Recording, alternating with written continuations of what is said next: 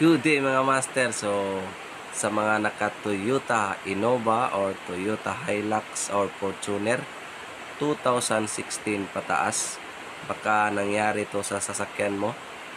Panoorin mo tong video, baka makatulong ito sa sasakyan mo. So yung indicator sa dashboard ay may lumabas na replace fuel filter.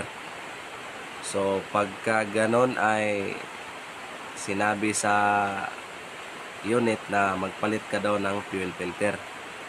Pero kung magpalit ka ng fuel filter ay hindi pa rin mawawala yung replace fuel filter, at saka may nakasign na parang warning device sa dashboard. So kung gusto mong malaman kung ano ang sekreto dyan, panoorin mo itong video. At siyempre, huwag mo na rin kalimutan i-subscribe yung YouTube channel natin. Ganito yung nangyari sa sasakyan ng Innova. Pumunta sa shop. So, magpapalit daw siya ng fuel filter dahil may nakatatak doon na replace fuel filter. So, at sinabi ko sa may-ari na kahit palitan pa natin ng fuel filter ay hindi yan mawawala yung indicator sa dashboard. So kailangan pa natin yang i-reset. So tuturuan ko kayo paano i-reset na hindi na tayo gagamit ng scanner. So at least ikaw na may-ari ng sasakyan ay pwede na ikaw ang gagawa. So ito na yung video mga master. So God bless ating lahat. At yes sir. So ito na yung Toyota Innova na titirahin natin mga master. So basic lang ang problema dito, pero pag di mo alam ay siguradong kakati din yung ulo niya yung ano yung gagawin mo dito. So tingnan natin yung dashboard. May nakatatak na replace fuel filter. Ayan. Tsaka nakailaw pa tong parang warning device. Ayan yung kulay dilaw. So basic lang to, pero panoorin mo tong video kung paano to i-reset. So dahil need tong palitan ng fuel filter ay tatanggalin natin to. So ito yung mismong fuel filter. So fast forward tayo, naitanggal natin agad. So ito yung itsura ng fuel filter. So kita natin na napakarumi na talaga ng filter ng sasakyan na to. So kailangan na talaga itong palitan. So ang gawin natin dito ay linisan muna natin itong housing at saka pahanginan na din. Yan. So ito yung lumang fuel filter. Mabibilhan muna natin to para mapalitan at siyempre ma-reset natin. So tingnan nyo lang mamaya. So kita natin yung bagong fuel filter na parang bagong dalaga. So fast forward tayo ulit, naikabit na natin yung fuel filter assembly. Yan.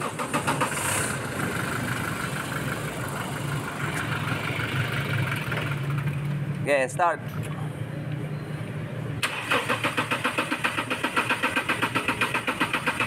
Up. Okay.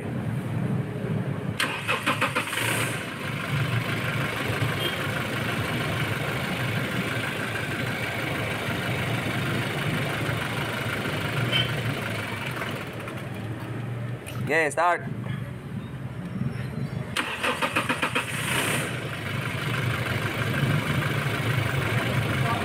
Accelerate na, sir.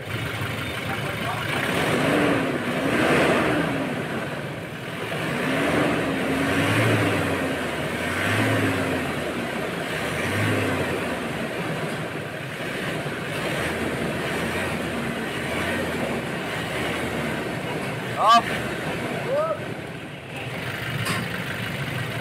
Bagoy. Nagyapo no? Nagyan. Okay. Nagyan. So ngayon ay tingnan muna natin sa dashboard dahil bago na yung fuel filter natin ay yun. So kita natin na lumabas pa rin yung replace fuel filter. So ay, ito yung sinasabi ko, kahit bago na yung fuel filter mo ay hindi pa rin yan mawawala. So ito na yung pinaka-exciting na part. Off sa sir, off. So ganito yung gawin ninyo mga master. Hugutin nyo tong socket na to. So hindi ko mahugot dahil wala akong tagahawak, kaya ayan, cut ko muna. At isa uli natin na kahit 5 seconds lang. So uli natin, ayan. So ngayon ay tingnan muna natin sa dashboard kung nawala na ba yung replace fuel filter. So ayun, so kita natin na nandyan pa rin. So pag ganito yung mangyari sa inyo ay mag tick 2 din kayo. So tick 3. So yung ginawa ko dito ay nakatatlong hugot talaga ako. Tanawa na nito.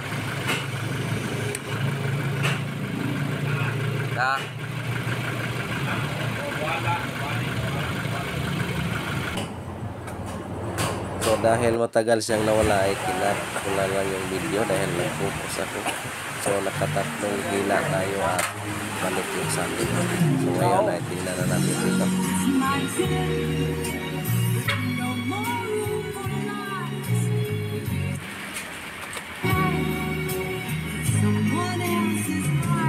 Boleh boleh.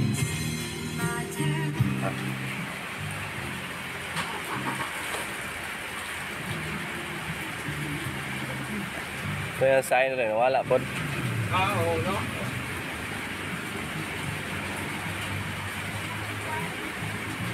Gawas naman na ito siya rin eh. Oo. So ngayon ay kita natin na hindi na lumabas yung fuel filter replace or replace fuel filter. At saka yung sign dito na parang warning device ay nawala na rin. So ganun lang pag-reset mga master. Sana ay nagkuha kayo ng idea. So ayun, kita niyo mga master na kahit bago na yung fuel filter na ikinabit natin sa engine ay ganun pa rin, lumabas pa rin yung replace fuel filter. So pag hindi natin yun i-reset ay hindi talaga yun mawawala kahit bago na yung fuel filter mo. So yung ginawa natin ay pinaandar lang natin yung engine, tapos hinugot natin yung socket habang nakaandar at binalik. So kung hindi man siya mawala sa isang take 1 ay mag take 2 ka, at saka take 3 kung hindi talaga, hanggang mawala talaga yung replace fuel filter. So ganun lang mga master ka basic. Ito lang yung lingkod ninyo, Yan's Mechanic at your service. Yes sir.